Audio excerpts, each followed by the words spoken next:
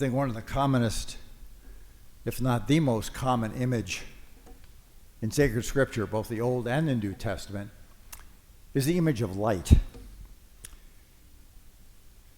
I could give you countless examples, but let me give a few.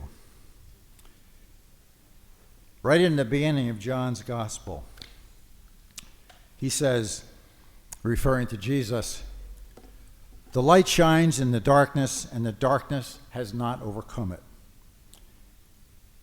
And then in Matthew's Gospel, chapter 4, right at the beginning of Jesus' ministry, the evangelist quotes Isaiah, who prophesied, without realizing it, the coming of Jesus into the world. "The people who sit in darkness have seen a great light. On those dwelling in a land overshadowed by death, light has arisen." And then finally from Psalm 105, another verse that we often use here at Mass. "Your word is a lamp for my feet, a light for my path." And so light means many things. In the Old Testament, it symbolized the light of God. But it also means truth. It means the path of justice and peace. It means being enlightened, being freed from ignorance. Light gives us guidance. Light is life. And finally, light, of course, is Jesus. Jesus himself, who said, "I am the light of the world. Whoever follows me will never walk in darkness, but will have the light of life." So Isaiah, in this first reading that we just heard, talks about Jerusalem, that great day when Jerusalem would rise up and be a beacon that would light the entire world. Now the Jews knew they had a great mission given to them by God, and the prophets reinforced it in case they should be forgetting it, that their mission was to bring the light of the one God to a world that lived in darkness, a world that worshiped all kinds of lesser gods, gods that lived in their country, gods of the mountain, gods of the forest, little gods that they made themselves out of clay or stone, or maybe no gods at all. And our mission is the same today. Our mission is to bring the light of Christ to everyone who's willing to receive it, to tell others of God's goodness and mercy, his forgiveness. And the light that we bring will expose all the false gods that were out there in those days and are certainly with us today. False gods like, "My will be done, not yours." Gods of power and money and sex and possessions. And if we're honest with ourselves, sometimes we even pay homage to these false gods. For the Jews, God dwelled in that temple in Jerusalem. And the vision of Isaiah and the prophets was that the whole world would be drawn to that great light that was emanating from the temple and from the city. They would want to be there. They would come from all over the world, bringing gifts to the altar.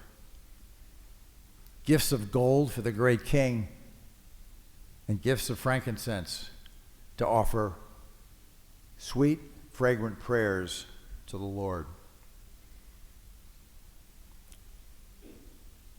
In the vision of the prophets, people would recognize that they were living in darkness, and they would come to the light, the radiant light of God's glory that would banish their darkness forever.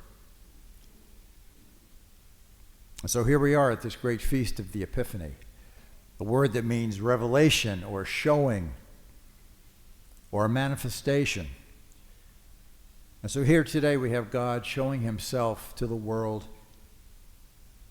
as this little baby, born in this backwater village in a forgotten part of Palestine, a place where no one would expect the King of the universe to show up. They would have expected he would come in some sort of splendid palace, surrounded by attendants in luxurious garments. But no, this child king would also prove to be a master of surprises and reversals. So here he is appearing in this quiet, poor, forgotten little village, hidden away with no fanfare announcing his coming. The light of the world was born to us in obscurity and poverty. But once again, light played a big part in this because it was the light of the star that showed where he was to those who were seeking him. Those like those astrologers, those learned men from a foreign country who were seeking the truth. And they saw this light shining and they said, let's go. I think the truth is waiting for us there.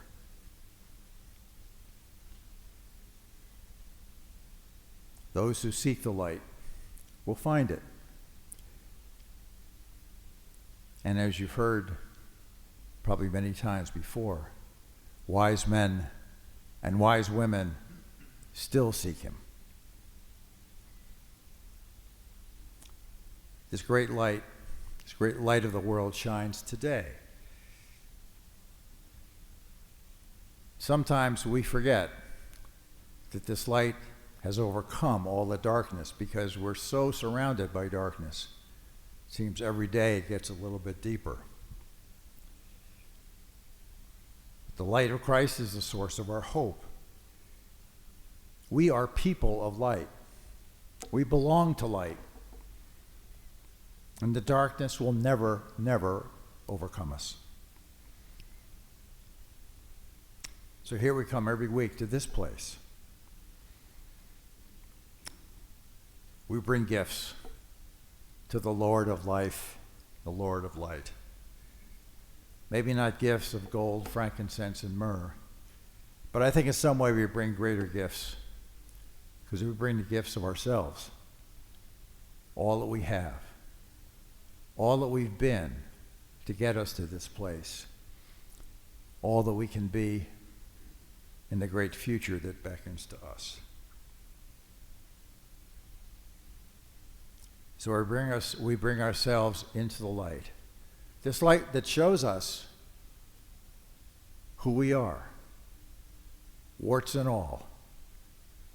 This place where we can feel free and trusting to ask for forgiveness for all the wrongs that we've done. And then to know that we've been forgiven. And that's a kind of lightness too, isn't it? To have that burden lifted. Here it is that we ask the Lord of light to come to us in the Eucharist, to make us more like him, to make us more and more shine with his light. For it's not given us for ourselves alone, but for the world around us.